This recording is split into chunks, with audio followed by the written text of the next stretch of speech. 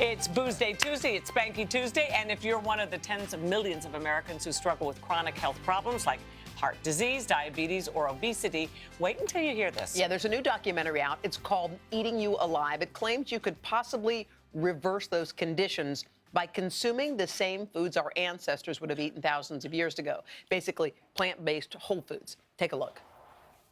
The most important decision anyone makes every day is what they elect to put in their mouths. Probably 95% of America has no idea how to eat. Why isn't every person trying this? It's the best thing that ever happened to me. It saved my life, it saved my marriage. It's really nice to do things when you get results. Here, I was in control all along. Gave me freedom. This is where medicine should be. Come on. What's on your plate? Wow. With us now, the director of Eating You Alive, Paul Kennamer.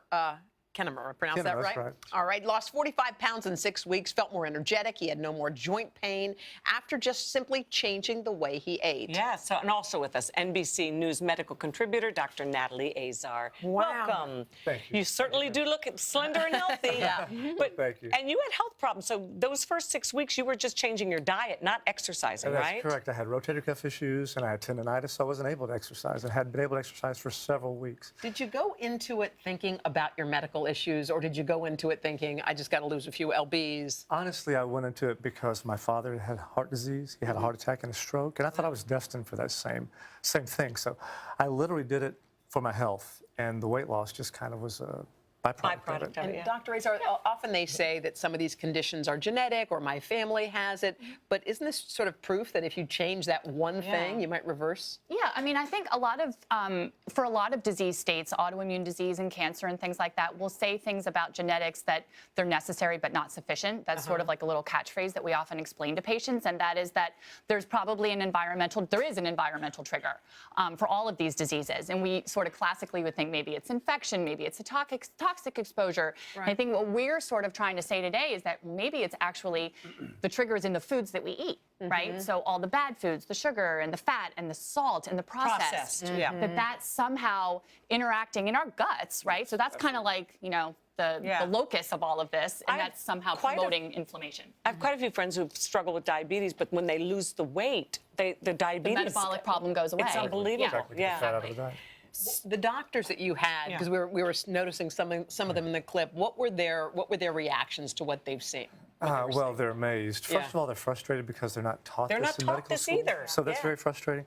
And that was eye-opening for me to find that out. But yeah, they're just amazed at the results that they're seeing from their patients. And a lot of them actually went through the same diseases. A lot of them dealt with heart disease, only to find that they had to figure their way out of this. And so changed a lot of stuff. Think about it. I was trained in the 90s, and I'm sure it was the same for the 80s. And I'm actually curious to know how much our curriculum has changed today. I don't even know that it's changed all that much, because when I was training, we learned almost nothing about nutrition, but it was the era of what we call biologic therapies and the beginning of immunotherapy. So we were on the front line of treating all these diseases, but not preventing these diseases. So could it be that if you follow the diet that we have in front of us, which is just plant-based, could that essentially be a cure for some people for these diseases? Would you go that far? So here's what I would like to sort of go on record and saying, that I don't, where the science is right now, there's not a robust amount of literature on this, but it's important to say this, that just because there's no evidence of it doesn't mean that it couldn't have an effect. I see evidence. Yeah, right here. But I think the messaging is that, and hands down, anecdotally, my patients feel 100% better when they follow an anti-inflammatory diet. But I think saying cure as opposed to having what's called a sustained remission, you know, we don't want to necessarily say that at the moment. Yeah. Paul, just your thoughts on that. The film is not designed to replace the doctor, but what we found is that heart disease and diabetes were so changed by this diet that you know, the evidence was overwhelming from a standpoint of anecdotal evidence. Well, if you can have sustained remission for the rest of your life, that's a cure. That's all you need. Exactly. And I just, I would just want everyone to do that, you know, with a nutritionist, with your healthcare provider, also along monitoring you, not abandoning Western medicine at all, but rather you incorporate all of this. Okay, great. Thank you. Congratulations. Thanks, doctor. If you'd like to see Paul's documentary, go to eatingyoualive.com. And to get his recipes, head to klgandholdit.com.